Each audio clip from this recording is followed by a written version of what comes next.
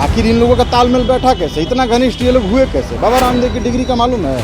बाबा रामदेव कौन सी ऐसी डिग्री ली है? एक बात का, उनके पास कौन सी ऐसी आयुर्वेद की डिग्री है जिसके बल पे वो दावा करते हैं कि मैं कोई दवा बना देता हूँ? जब हमारी सरकार मान्यता नहीं देती है तो आप मीडिया में आने के कैसे हकदार हैं? यानी लोगों को भ्रमित कर रहे हैं। तो उसी समय सरकार को उन पर मुकदमा कर देना चाहिए और उनको जेल में डाल देना चाहिए। आप देख लीजिएगा, चैलेंज है हमारा इस सरकार को। हिम्मत नहीं है इस सरकार में कि बाबा रामदेव को ये ले आकर गिरफ्तार कर ले, क्योंकि ये बाबा रामदेव सरकार के तलवे चाटने वाले और सरकार बाबा रामदेव के तलवे चाटने वाली है, क्योंकि बाबा रामदेव मोटी रकम जनता को लूटने के बाद सरकार को दिया जाता है। ये हिम्मत थी कांग्रेस सरकार में जब बाबा रामदेव को बुर्का पहनकर भागना पड़ा। पिछली बार आपको सलवार मिल गया था भागने के लिए, इस बार आपको बिकनी पहन के भागना न पड़ जाए। कि बाबा रामदेव हो या चाइना की बड़ी कंपनियां हो या ललित मोदी हो या नीरव मोदी हो या विजय माल्या हो, ये सब लोग देश को ऐंठ करके, जनता को ऐंठ करके, मूर्ख बना करके, पैसा कलेक्ट करके मोदी सरकार को देने वाले लोग हैं। तो जब सैया कोतवाल हैं, जब उनके मोदी जी ही कोतवाल है, जो आंख मार मार के वो बार बार बोलते थे, ऐसे आँखियाँ दबा दे कहें 30 से 35 रुपये पेट्रोल हो जाएगा, वो उनकी आँख आज तक उसी तरीके से फड़फड़ा रही है, लेकिन 30 से 35 पेट्रोल डीजल नहीं हुए, न ही काला धन आया। जब लॉकडाउन था, जब कोरोना काल था, उस समय ये इंसान 300 रुपये पैकेट वाला जो आटा का बोरी था वो 500 रुपये इन्होंने कर दिया। और मैं रिक्वेस्ट करूँगा कि ये जो रामदेव है, इसके नाम के आगे बाबा जो है लगाना बंद करें। एक बिजनेसमैन है, ना कि ये बाबा है। ये सिर्फ ढोंगपन एक रचाता हुआ एक इंसान है। लाइव टीवी, सच सबसे आगे। नमस्कार, आप देख रहे हैं द लाइव टीवी। मैं राजेश अग्रवाल हूँ बनारस से। कुछ लोग हमारे साथ, हम इनसे बात करेंगे कि बाबा रामदेव जो कोरोना की दवा बनाए थे, बहुत मीडिया में चली थी खबरें भी, और लगातार उन पर मुकदमा भी दर्ज हुआ है। आज बाबा रामदेव क्या कहना है, लोगों का कहना क्या है, इनसे बात करते हैं। बाबा रामदेव की दवा के बारे में आप शुरू से लेकर अंत तक एक ही प्रश्न बार बार उठता है कि बाबा रामदेव कोरोना के दवा का दावा करने वाले सर्दी खांसी इम्यूनिटी बूस्टर की दवा बनाने की परमिशन लेते हैं और कोरोना जैसी बड़ी बीमारी की दवा बना देते हैं, और वो भी झूठ बोल के कि मैंने 260 लोगों पे परीक्षण किया और बिना किसी आयुष मंत्रालय और ICMR के मान्यता के वो कोरोना की दवा बनाए हैं। ये उनका कृत्य आपराधिक कृत्य है, देश को गुमराह करके लूटने वाला कृत्य है। सरकार को चाहिए तत्काल उनको मुकदमा कायम करके जेल में बंद करे। सरकार ऐसा नहीं करती है तो ये स्पष्ट रूप से माना जाएगा कि सरकार इस दवा के प्रचार के लिए और इस दवा को मार्केट में बिक्री के लिए एक मोटी रकम ले चुकी है, जिससे बाबा अब अपना व्यापार को भलीभांति भारत में बढ़ाने का कार्य करेंगे और जनता को लूटेंगे। काफ़ी मोटिवेटेड और काफ़ी इंस्पायर्ड है, तो उन्होंने सोचा एक जुमला ये भी चलाते हैं, हालांकि वो बड़ा असफल जुमला रहा इनका, और कुल मिला जुला कि ये इनका पब्लिसिटी स्टंट है। ये चाहते थे कि इनके दवा का प्रचार प्रसार हो जाए बिना आयुष मंत्रालय की जानकारी के।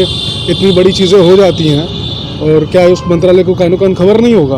वो मीडिया में आते हैं, उसके बाद उन्हें जानकारी होती है, फिर इस पर रोक लगाया जाता है। तो ये साफ दर्शाता कि नहीं, इनकी सरकार से पूरी मिलीजुली जो है मिली भगत है इस पर। स्टार्टिंग से ही आप जब देखेंगे तो बाबा रामदेव को उत्तराखंड मंत्रालय द्वारा सिर्फ सर्दी जुखाम और इम्यूनिटी बूस्टर बनाने की दवा के मान्यता दिया गया था।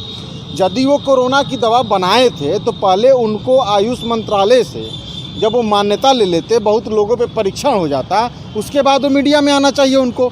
लेकिन उनको अपनी दवा की मार्केटिंग करनी थी, तो उस दवा की मार्केटिंग करने के लिए वो सबसे पहले आयुष मंत्रालय न जा कर के मीडिया में आए, ताकि कोरोना के भय से जो लोगों के अंदर डर है, उस डर में अपने व्यापार को भली बात हम बढ़ा सकें। और उसी डर का लाभ लेने के लिए बाबा रामदेव डायरेक्ट मीडिया में आए और मीडिया में आने के बाद अपनी दवा का प्रचार किए। जब आयुष मंत्रालय द्वारा खंडन कर दिया गया तो बाबा रामदेव बैकफुट पे गए। बाबा रामदेव एक बी टीम है भाजपा सरकार की, भाजपा पार्टी की ही बी टीम है, जो कि पहले से भी उनके द्वारा किए गए कार्यों को पब्लिसिटी करना और ये सारी चीज़ें करने के लिए वो बने हैं। और सबसे बड़ी बात कि आयुष मंत्रालय जो कि इस तरीके की दवा का जो आप जो दवा बनाए हैं उसके बारे में आप इतना पब्लिसिटी कर देते हैं, चैनलों पर बैठकर कोरोना के लिए आपने इतनी सारी बातें कह दी, और विश्व पटल पे इसका कितना ज़्यादा असर पड़ेगा ये इनको नहीं समझ में आया। फिर हमें जहाँ तक उम्मीद है कि आयुष मंत्रालय को एक मोटी रकम बाबा द्वारा दिया गया है, उसके बाद ये कहकर आयुष मंत्रालय द्वारा हरी झंडी दिया गया कि ये कोरोना की दवा नहीं है, ये कोरोना बीमारी में एक इम्यूनिटी बूस्टर की दवा है और लोग इसको ले सकते हैं। इस पूरे मोनोपोली को समझिए, बाबा रामदेव की ये पूरी एक मोनोपोली है जिसके चलते वो अपनी दवा को पॉपुलर करके जनता के बीच में भरपूर मार्केटिंग करके और बेच करके पैसा कमाने के काम करते हैं। आयुष मंत्रालय को इनको सबसे पहले और सब इसमें भाजपा सरकार की आप नाकामी को भी समझ लीजिए, क्योंकि आयुष मंत्रालय को आप समझिए कि दवा बनाने के सैंपल से लेकर उसमें कौन कौन सी चीज़ें यूज़ करनी हैं वो सारी चीज़ें यूज़ करने को बताया जाता है कि ये चीज़ें हमने उसमें यूज किया है। उसके बाद आपने किस पे परीक्षण किया, ये सारी चीज़ें आपको बतानी है। लेकिन ये सारी चीज़ें ना बताकर आप सीधे मीडिया में आकर आपने बोल दिया कि मैंने कोरोना की दवा बनाई है, और उसके बाद आयुष मंत्रालय द्वारा उस चीज़ों को संज्ञान में लिया जाता है जब विश्व पटल पर आपकी थू-थू होने लगती है तब। एक मोटी रकम लेकर के उनका प्रचार करने के बाद वो इम्यूनिटी बूस्टर की दवा बना करके मार्केट में आने दिया। अब मामला आता है कि जब इम्यूनिटी बूस्टर बनाए तो कोरोना बोले क्यों, तो इसके लिए मुकदमा 420 का किया जाता है। लेकिन इस मुकदमे का इस सरकार में कोई अर्थ नहीं है। आप देख लीजिएगा, चैलेंज है हमारा इस सरकार को, हिम्मत नहीं है इस सरकार में कि बाबा रामदेव को ये ले आकर गिरफ्तार कर ले, क्योंकि ये बाबा रामदेव सरकार के तलवे चाटने वाले और सरकार बाबा रामदेव के तलवे चाटने वाली है।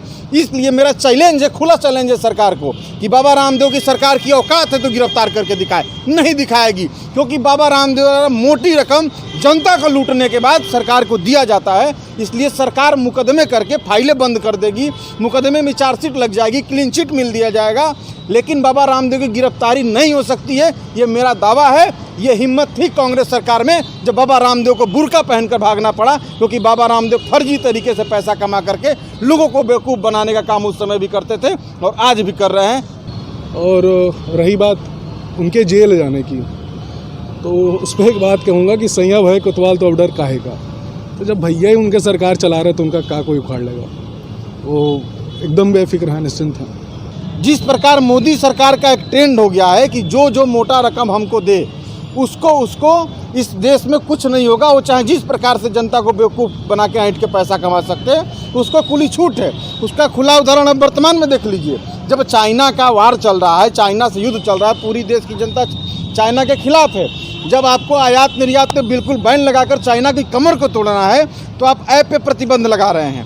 भाजपा सरकार का नाकामी है जो कि इस तरह के ढोंगी जो बाबा हैं इन लोगों को संरक्षण दे रही है और कुछ नहीं, और इनसे कुछ होगा नहीं। ये सिर्फ और सिर्फ शिल्पा शेट्टी के साथ बैठ के योगासन करवा सकते हैं और कुछ नहीं करेंगे। कि बाबा रामदेव हो या चाइना की बड़ी कंपनियां हो या ललित मोदी हो या नीरव मोदी हो या विजय माल्या हो, ये सब लोग देश को ऐंठ करके, जनता को ऐंठ करके, मूर्ख बना करके, पैसा कलेक्ट करके मोदी सरकार को देने वाले लोग हैं। इनके झांसे में हम लोगों को नहीं आना है। बाबा रामदेव किसी प्रकार की कोई दवा नहीं बनाए हैं, वो सिर्फ एक फर्जी छलवा जनता के बीच करना चाहते हैं। पिछली बार आपको सलवार मिल गया था भागने के लिए, इस बार आपको बिकनी पहन के भागना न पड़ जाए, इस तरह की आप स्थिति पैदा कर रहे हैं। देश में आप लोग इस तरीके का आक्रोश है कि आप जहां मिल जाए वहां लोग आपको मारना चालू कर देगा। इंडिया टीवी पर रजत शर्मा के चैनल पर वो बोले हैं, ये वही बाबा रामदेव हैं, हमारे प्रधानमंत्री नरेंद्र मोदी को प्रधानमंत्री बना दीजिए और डीजल पेट्रोल के दाम 30 से 35 रुपये हो जाएंगे, ये मेरा दावा है। जब रजत शर्मा ने उस पर क्रॉस क्वेश्चन किया तो उनका प्रामाणिकता भी था कि अरे इतना तो मैं भी अरसात जानता हूँ रजत जी, 30 से 35 जब टैक्स कम कर दिए जाएंगे, सरकार टैक्स लेंगी ही नहीं, तो 30 से 35 रुपये डीजल पेट्रोल हो जाएंगे। और आज वही बाबा रामदेव हैं जिस डीजल पेट्रोल पे, जब लॉकडाउन था, जब कोरोना काल था, उस समय ये इंसान 300 रुपये पैकेट वाला जो आटा का बोरी था वो 500 रुपये इन्होंने कर दिया। यही इंसान है जो पहले 2014 से पहले 35 रुपये लीटर पेट्रोल और डीजल देने की बात कर रहे थे, 100 दिन में काला धन लाने वाली बात कर रहे थे। और आज के देश अगर देखा जाए तो ये सिर्फ और सिर्फ बिजनेस चला रहा है, और ये एक बिजनेसमैन है, ना कि ये बाबा है। ये सिर्फ ढोंगपन एक रचाता हुआ एक इंसान है जो अपना बिजनेस सक्सेस करने के लिए है। यही इस इंसान ने अपने गुरु तक को नहीं छोड़ा, तो ये आम जनता को क्या छोड़ेगी। 108 रुपये प्रति बैरल डॉलर जब मिलता था पूरे विदेशी मार्केट में, तो इंडिया में उस समय 82-80 रुपये 78 रुपये अधिकतम रेट लगाया गया। आज जब वो घट करके 36 रुपये बैरल डॉलर मिल रहा है, तो वही डीजल और पेट्रोल 36 रुपये के हिसाब से मतलब समझिए 22 से 24 रुपये पेट्रोल डीजल मिलना चाहिए। वो डीजल पेट्रोल लगातार बढ़ रहे हैं और ये बाबा रामदेव मौन है। इसका स्पष्ट ये मतलब है कि बाबा रामदेव व्यापार करके लोगों को बेवकूफ़ बना करके भरपूर धन कमाते हैं और उस धन को सरकार को फंडिंग के रूप में, जैसे अंबानी, जैसे अडानी, जैसे नीरव मोदी, जैसे ललित मोदी, जैसे विजय माल्या, जिस प्रकार से ये लोग सरकार को फंड देते हैं, उसी प्रकार से बाबा रामदेव लोगों से ऐंठ करके पैसा, लोगों को मूर्ख बना करके एक मोटा रकम मोदी सरकार को देते हैं। देखिए, बाबा रामदेव आयुष और मंत्रालय दोनों की जितनी बड़ी मिली भगत है, इस मिली भगत में भाजपा का पूरा साथ है। भाजपा का साथ इसलिए है क्योंकि बाबा रामदेव बहुत बड़े व्यापारी और बहुत बड़े बीजेपी के फाइनेंसर भी है। जब से 420 का मुकदमा इनके ऊपर लगा, क्या भारतीय जनता पार्टी के मुखिया माननीय मोदी जी को मेरा खुला चैलेंज है कि ये बाबा रामदेव को गिरफ्तार कर ले। अगर बाबा रामदेव को ये गिरफ्तार कर लेते हैं तो मैं मान सकता हूँ कि भाजपा अपने सही और सीधे पथ पे चल रही है। भाजपा के कानून प्रक्रिया पूरी, भाजपा का चौथा स्तंभ पूरा एकदम खरीद के हिला के रख दिया है। एक कहावत है कि जब सरकार आखिर कार्रवाई क्यों नहीं कर रही है और बाबा रामदेव जी डर क्यों नहीं रहे हैं। एक कहावत आप लोगों ने सुना होगा, ये हमारे पूर्वांचल में ज़्यादा फेमस है कि सैया भय कोतवाल तो अब डर काहे का। तो जब सैया कोतवाल हैं, जब उनके मोदी जी ही कोतवाल है, जो आँख मार मार के वो बार बार बोलते थे, ऐसी आँखियाँ दबा दे कहें 30 से 35 रुपये पेट्रोल हो जाएगा, 100 दिन में मोदी जी काला धन ला देंगे, वो उनकी आँख आज तक उसी तरीके से फड़फड़ा रही है। लेकिन 30 से 35 पेट्रोल डीजल नहीं हुए, नहीं काला धन आया, तो उनके सैया अब तो कोतवाल हो गए। तो जब कोतवाल हो गए तो वो क्यों डरेंगे। वो बिना परमिशन के दवा बनाएंगे, बिना परमिशन के लोगों पे परीक्षण करेंगे, भले लोग मर जाएं, मीडिया को तो किसी चीज़ को दिखाना नहीं है, दिखाएगा भी नहीं। कैसे बाबा जो है, बाबा के सैया ही प्रधानमंत्री हो गए हैं, तो अब वो लोग अपना उसमें मिली भगत से खुले रूप से जनता को लूटेंगे और आपस में बांटने का भी काम करेंगे। चुनाव भी बिहार में आ रहे हैं, कुछ उसमें खर्चे की भी ज़रूरत है, उसको भी ये लोग कलेक्शन करेंगे और अभी कई जगह इनके कार्यालय बाकी हैं, वहाँ बनाने का काम करेंगे। और मैं रिक्वेस्ट करूँगा कि ये जो रामदेव है, इसके नाम के आगे बाबा जो है लगाना बंद करें, क्योंकि हमारे संस्कृति में बाबा का, योगी का, साधु का एक बड़ा ही ऊंचा दर्जा होता है। और बाबा आप कहीं व्यवसायी नहीं देखिएगा भैया। और एक चीज़ मैं मानता हूँ कि ये अच्छा बाबा तो नहीं बन पाया, लेकिन ये आदमी अच्छा बिजनेसमैन ज़रूर है। इसने देखा है सही मौका है, लोग डरे हुए हैं, ऐसे मौके पे अपने दवा का पब्लिसिटी स्टंट करता है ये आदमी। जो बाबा रामदेव आज तक अपनी दवा से अपने आँख का इलाज नहीं कर सके, आज भी एक आँख मारते ही रहते हैं। जो बाबा रामदेव अपने बालकृष्णन जी को आयुर्वेद के जानकार कहने वाले, आयुर्वेद में तो ताकत है कि वो अंग्रेजी के पास जाने ही ना दे, लेकिन आपको पास जानकारी कहाँ है। बाबा रामदेव की कभी डिग्री पे आप गए हैं? बाबा रामदेव की कभी डिग्री आप जानिएगा। देखिए, इस देश में एक नया कल्चर हो गया है, वो हमारे प्रधानमंत्री जी हों और चाहे बाबा रामदेव जी हैं, बिना किसी जानकारी के पढ़े लिखे ये लोग बस जनता में अच्छी अच्छी बातें बोलकर कैसे मूर्ख बनाना है। कभी आप गाँव में जाएंगे तो कुछ लोग ऐसे होते हैं जो दिन भर सिर्फ अच्छी अच्छी बातें करते हैं, काम उनका जीरो होता है। यही बाबा रामदेव और मोदी जी दोनों लोगों का, इन लोगों की डिग्री पे जाइए, आखिर इन लोगों का तालमेल बैठा कैसे, इतना घनिष्ठ ये लोग हुए कैसे। बाबा रामदेव की डिग्री का मालूम है?